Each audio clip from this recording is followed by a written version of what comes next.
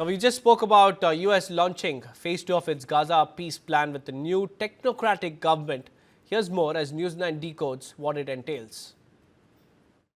A controversial and striking idea emerging from Gaza's next phase of governance, one that blends desperation, engineering ambition and geopolitical uncertainty.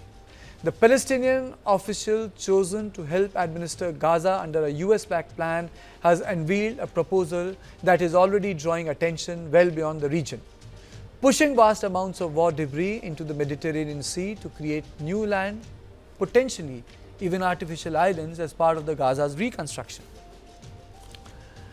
Ali Shahd, a civil engineer and a former deputy planning minister, was appointed this week to chair a committee of Palestinian technocrats tasked with governing Gaza after years of Hamas rule.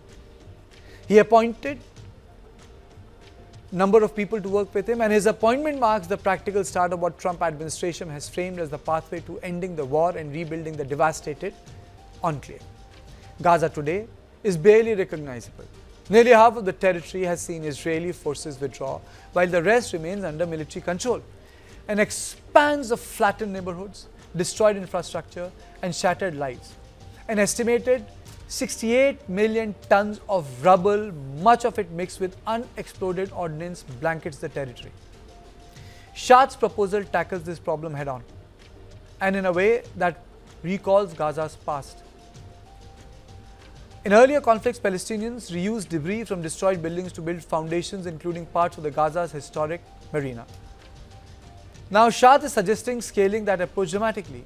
In a radio interview, he described a vision where heavy machinery would push rubble into the sea, reclaiming land from the water while simultaneously clearing the streets.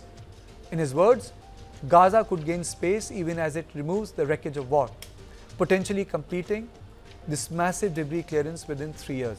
The idea is bold, but it is also deeply contentious. Environmental experts have long warned that the dumping construction debris into Mediterranean could damage ecosystem, marine ecosystem, and alter coastal currents.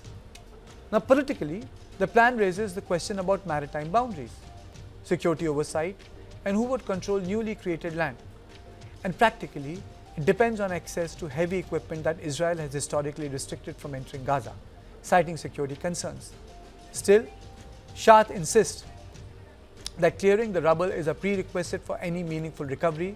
His plan unfolds in stages: immediate humanitarian relief and temporary housing for displaced families, followed by restoration of essential infrastructure like water, power and roads, and only then full reconstruction of homes and cities.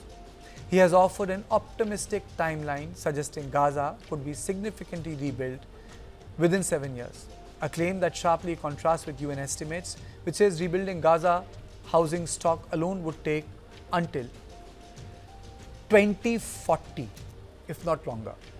Shahd brings technical credentials to the role. Born in Khan Yunis in southern Gaza, he holds a doctorate in civil engineering from Queen's University, Belfast, and previously oversaw industrial development projects in both Gaza and the West Bank. But even supporters acknowledge that engineering expertise alone may not be enough. The political and security landscape remains unstable. Israel and Hamas continue to exchange fire.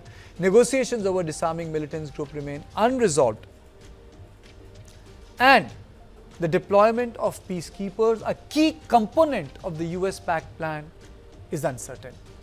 Shahd says his committee's authority would initially focus on areas still under Hamas control and gradually expand as Israeli forces withdraw further. Eventually, he says, the body would govern the entire Gaza Strip from the Mediterranean coast to the eastern border. Notably, the plan has drawn rare, cautious support from both Hamas and Palestinian President Mahmoud Abbas. Hamas officials say it is now up to the international mediators in the United States to empower the committee. Abbas has framed it as a temporary administrative phase and stressed the need to avoid deepening political division between Gaza and the West Bank. Israel has not publicly commented on Shahd's appointment or his proposal to dump rubble into the sea, but without Israeli approval for equipment imports, border access and maritime activity, the plan may remain theoretical. For now, the image is a powerful one, a territory trying to rebuild itself by quite literally reshaping the coastline, turning the wreckage of war into new ground to stand on. Whether that vision becomes a symbol of recovery or another unrealized promise will depend not just on engineering, but on politics, security, and whether the fighting truly stops.